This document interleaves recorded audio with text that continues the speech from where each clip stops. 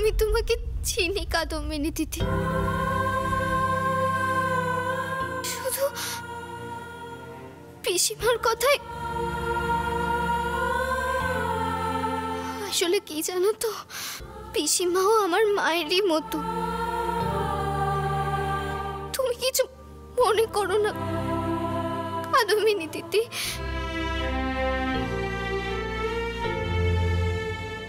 বাবা দিদি বললে তো মনে করবই, তুই বরং ছোট মা কইস।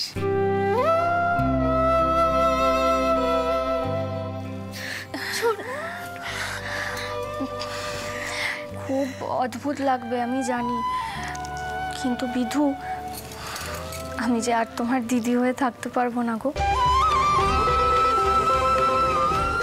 বেশ, তাহলে বরং আমি তোমায় ছোট বলে ডাক, যার যা বোঝার সে বুঝে নেবে। কি বলো কাদম্বিনী দিদি? শোনো বিধু, তোমাকে কটা কথা বলি। আমি কিন্তু তোমার আর আমার সম্পর্কে কোনোদিনও চির ধরতে দেব না, এতটুকু না। আমাদের বন্ধুত্ব কোনোদিনও ভাঙবে না। তোমার যা মনে হবে তুমি আমাকে বলতে পারো, আমি কিচ্ছুটি মনে করব না।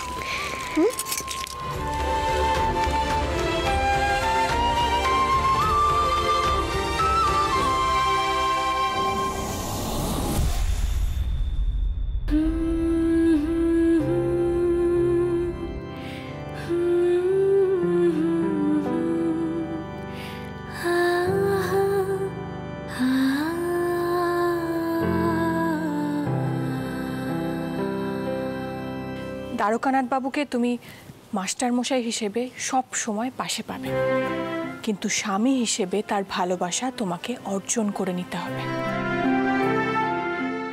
মেয়েরা যত যাই কিছু করে নিক না কেন, স্বামীর ভালোবাসা পাওয়াটা খুব জরুরি। ভেবেছিনু কোথা তুমি স্বর্গের দেবতা, কেমনি তোমারে কব প্রণয়ের কথা। ভেবেছিনু মনে মনে দূরে দূরে থাকি, চিরজন্ম সঙ্গপনে বুঝিব একাকী, কেহ জানিবে না মোর গভীর প্রণয়, কেহ দেখিবে না মোর অশ্রুবারি। এই তো এত দেরি হলো, নিশ্চয়ই মায়ের সঙ্গে গল্প জুড়ে দিয়েছিলে। কাদম্বিনী, একটা কথা তোমাকে বলছি, এখন কিন্তু তোমার পক্ষে সময় নষ্ট করা সম্ভব নয়। মেডিকেল কলেজ যদি আবার বোর্ড বসায়, তাহলে কিন্তু ওনারা আবার তোমার পরীক্ষা নেবেন, আর তখন ওই ডাক্তারবাবু ডক্টর রাজেন্দ্র চন্দ্র কিন্তু তোমাকে কঠিন কঠিন প্রশ্ন করবেন, মনে থাকে যেন।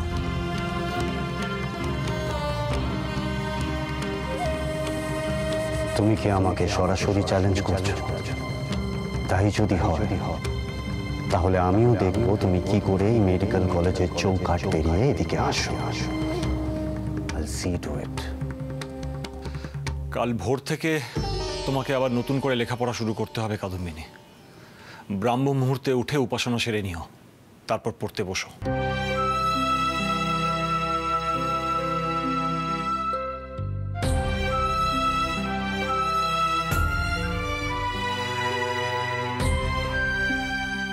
কি ভাবছো? কি হয়েছে? আমি জানি যে প্রশ্ন করে তোমাকে কেউ হারাতে পারবে না। যাই হোক, বসো। এখন দাঁড়িয়ে আছো কেন? বসো। একই প্রণাম কেন করলে? মা বলেছিলেন তাই। সে কি, আমি তো জানতাম যে আমাদের এই বিয়েতে তোমার মায়ের মত নেই।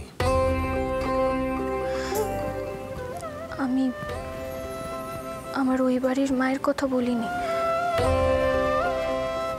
আমার এই বাড়ির মা বলেছে।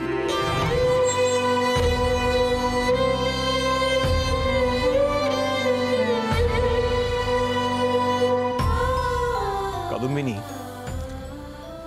আমি তোমাকে একটা কথা স্পষ্ট করে বলে দিতে চাই। দেখো, আমাদের এই বিয়েটা হয়েছে একটা মহৎ উদ্দেশ্যে।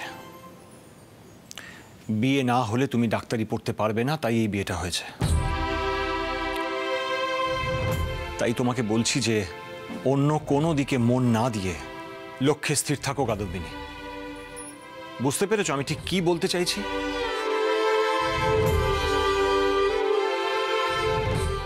একদিন যখন তুমি ডাক্তার হয়ে বেরোবে, সেই দিন সকলে বুঝতে পারবে তোমার স্বার্থত্যাগ। তুমি ডাক্তার হওয়ার জন্য নিজের জীবনের সুখ স্বাচ্ছন্দ্য বিসর্জন দিয়েছো, এই কথা সেদিন সব লোক বুঝতে পারবে। তোমার সামনে কত রকমের হাতছানি ছিল। আজ তুমি রাজরানী হতে পারতে, ব্যারিস্টার, ব্যবসায়ী, জমিদার বাড়ির বউ হতে পারতে, কিন্তু সব ছেড়ে তোমাকে আমার মতো একটা আধবুড়ো চালচুলোহীন লোকের পত্নী হতে হলো। এই স্বার্থত্যাগ একদিন সকলে বুঝবে কাদম্বিনী। আপনার সামান্য ভুল হচ্ছে মাস্টার মশাই। আপনার মতো এরকম আধপুরো চালচুলোহীন মাস্টারকে নিজের স্বামী হিসাবে গ্রহণ করতে পেরে তো আমি ধন্য মনে করছি নিজেকে। গর্ব হচ্ছে আমার।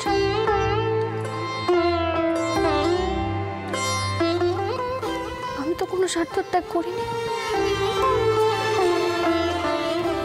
স্বার্থত্যাগ তো আপনি করেছেন। আপনি এই বয়সে এসে নিজের প্রতিজ্ঞা ভেঙেছেন।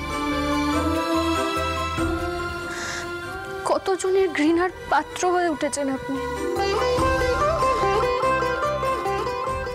আমাকে বিয়ে করেছেন বলে আপনার বন্ধুরাও আপনাকে ত্যাগ করেছে।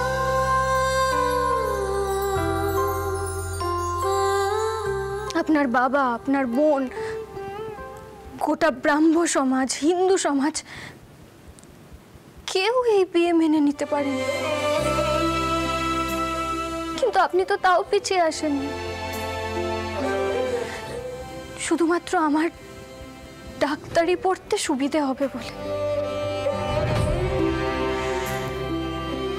এরকম একটা স্বার্থত্যাগের কথা দুনিয়ার কেউ জানতেও পারবে না। বললাম না, এখন এসব নিয়ে ভেবো না।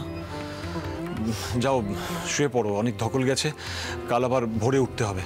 আমি তোমাকে ডেকে দেবো, কেমন? যাও তুমি শুয়ে পড়ো, আমি অন্য ঘরে গিয়ে শুয়ে পড়ছি। মানে আপনি আবার কোথায় শোবেন? আপনার তো অন্য কোথাও শুলে অসুবিধা হতে পারে মাস্টার।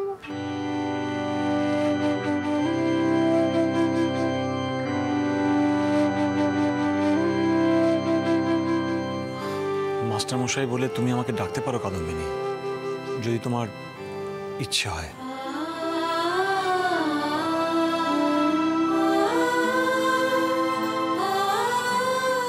আপনি আমার সব ইচ্ছে পূরণ করবেন? সাধ্যের মধ্যে হলে নিশ্চয়ই করব। তাহলে আপনি আমাকে মিনু বলে ডাকবেন? মিনু কেন? কাদম্বিনী নামটা তো বেশ সুন্দর। সুন্দর তো, কিন্তু পোশাকি। আমার খুব ইচ্ছে আপনি আমাকে আটপৌরে নামে ডাকবেন, যাতে আর মনেই না হয় যে আপনি আমার জন্য খুব দূরের কেউ।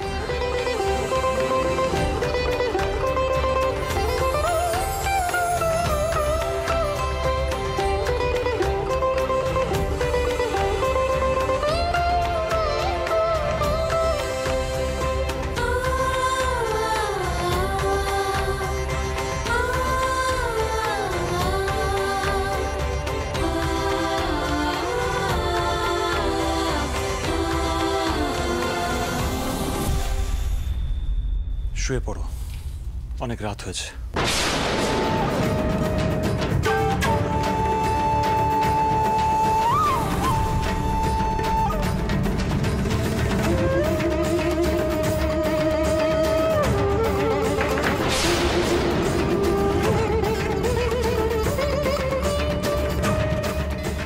দ্বারকানাথ বাবুকে তুমি মাস্টারমশাই হিসেবে সব সময় পাশে পাবে, কিন্তু স্বামী হিসেবে তার ভালোবাসা তোমাকে অর্জন করে নিতে হবে।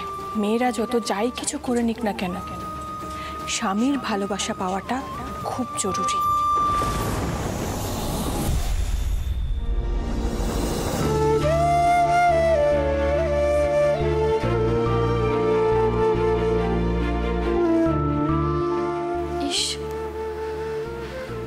কিভাবে শুতে হচ্ছে।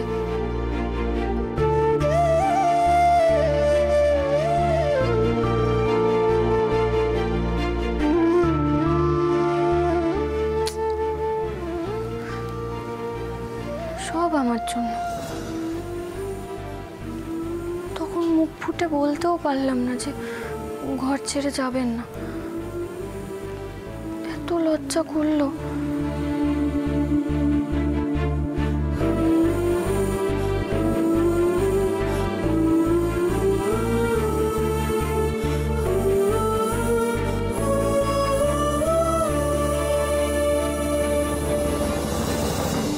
ভেতরে গিয়ে সোজা করে দিয়ে আসবো মাথাটা? না না, আবার যদি ঘুম ভেঙে যায়? দরকার নেই বাবা।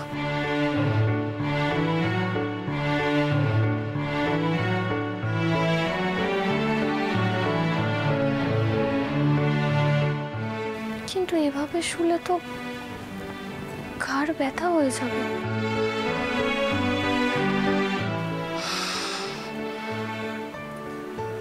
আমাকেই যেতে হবে। কি হবে?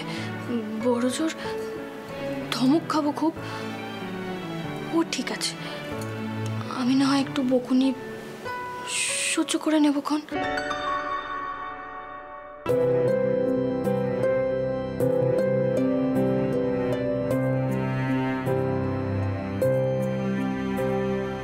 ভেবেছিন কোথা তুমি স্বর্গের দেবতা, কেমনি তোমারে কব প্রণয়ের কথা।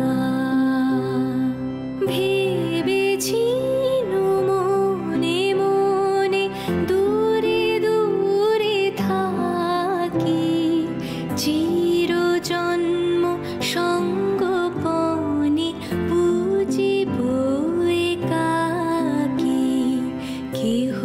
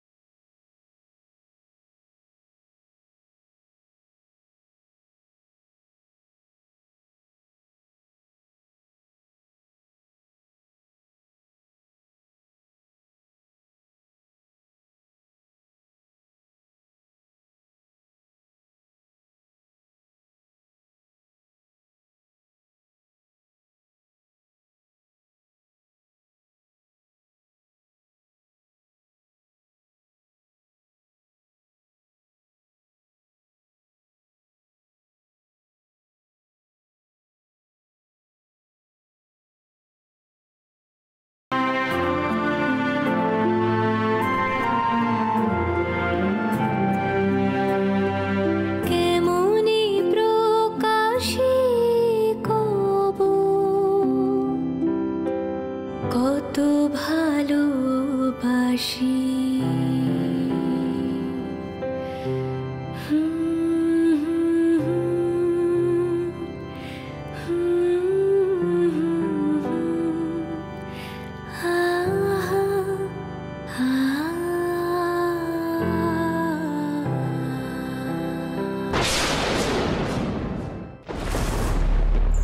ঠিকই ধরছি।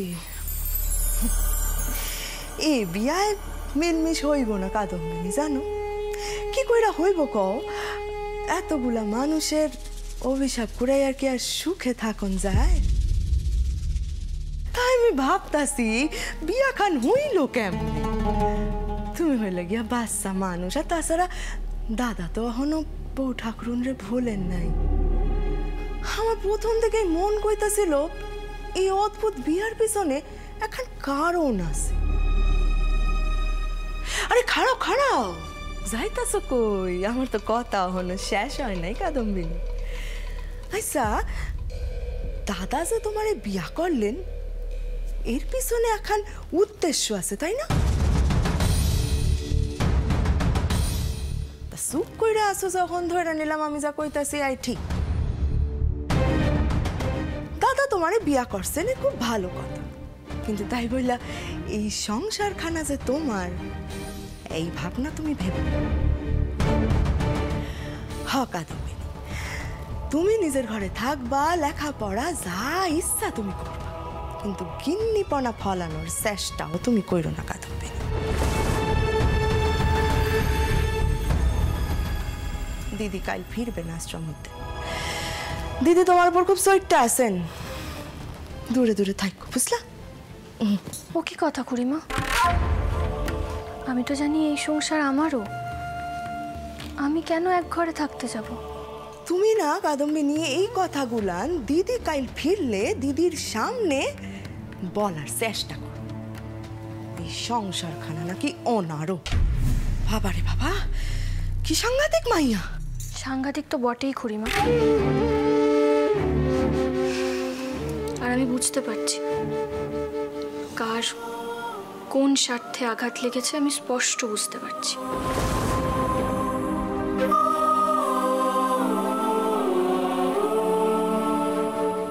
আপনি চিন্তা করবেন না খুড়িমা, মাস্টার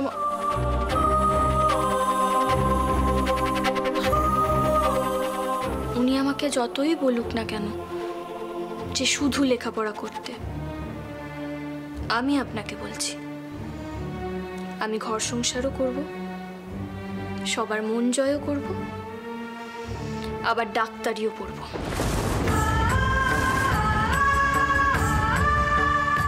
আর আপনারা এই বাড়িতে যেমন আছেন তেমনই থাকবেন। আমার জন্যে আপনাদেরকে এই বাড়ি ছেড়ে কোথাও যেতে হবে না।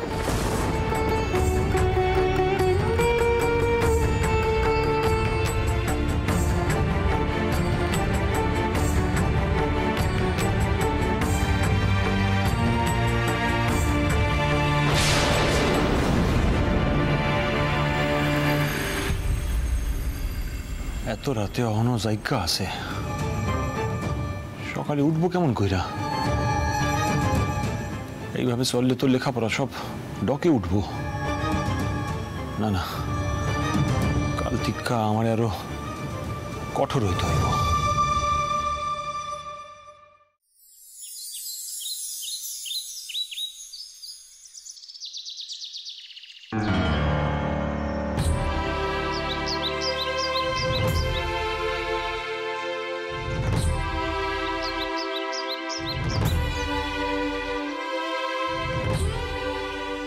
দেখো দেখি, এত দেরি করে উঠলে লেখাপড়া হবে কি করে?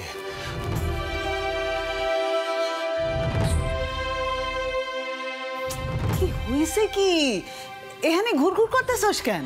মা, তুমি ওর ওঠাও। এত বেলা অবধি ঘুমাইলে ডাক্তারি পড়বো কি কইরা? কাল রাইতে কত দেরি কইরা ঘুমাইছে জানো? সুরবালার লগে কি সব কথা কাটাকাটি হইতেছিল।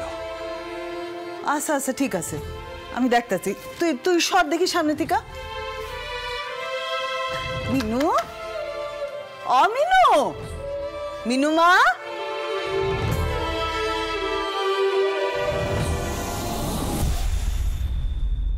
দিদি, দিদি তুমি আইয়া পড়ছো?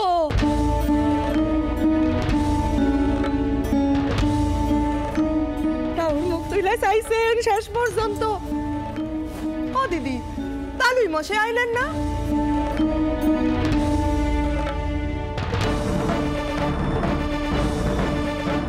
কি কইরা আইবেন বাবা মশাই? আসার পরিস্থিতি আছে? পিসিমা তুমি এসে গেছো, ভেতরে চলো। থাক, আমি আয়ের ঘরে যামু না। বহুকাল ধইরা একখান সম্পত্তি আমার কাছে গচ্ছিত আছে, তখন নতুন গিন্নিরে ডাক দে, হ্যাঁ দিয়া আমি বিদায় নিমু। এসব তুই কি কস বড় খুকি? ভেতরে সল আগে, মাথা ঠান্ডা কর দেহি। না মা না, তুমি বাবা মশাইয়ের সামনে স্পষ্ট কইরা কইয়া দিছো তুমি কায়ের পক্ষে। অহন আমারে আর টানবার চেষ্টা কইরো না মা। এ কি, এত সকাল হয়ে গেছে অথচ আমাকে কেউ ডাকেইনি। আমি অহন থেকে বাবা মশাইয়ের লগেই থাউম, আর তারপরে পাকাপাকি ভাবে আমি কাশিবাসী হমু। হ্যাঁ আমি ঠিক করছি, আর এর থেকে আমারে কেউ নড়াইতে পারবো না। তারা পোলাপানের মতো কথা কস না তো। তোর অহন কাশি যাওনের কি দরকার পড়লো? এই কথা কান তুমি নিজেরে জিগাও দাদা, আমারে না। কত কাল ধইরা হক বলে মিল্লা তোমারে বিয়ার কথা কইতাছি, তখন কইলা কিনা প্রতিজ্ঞা করছো দ্বিতীয় বিয়া করবা না। আর অনেক করে একখান কায়েতের মাইরা দুম কইরা ঘরে আইনা তুলছো।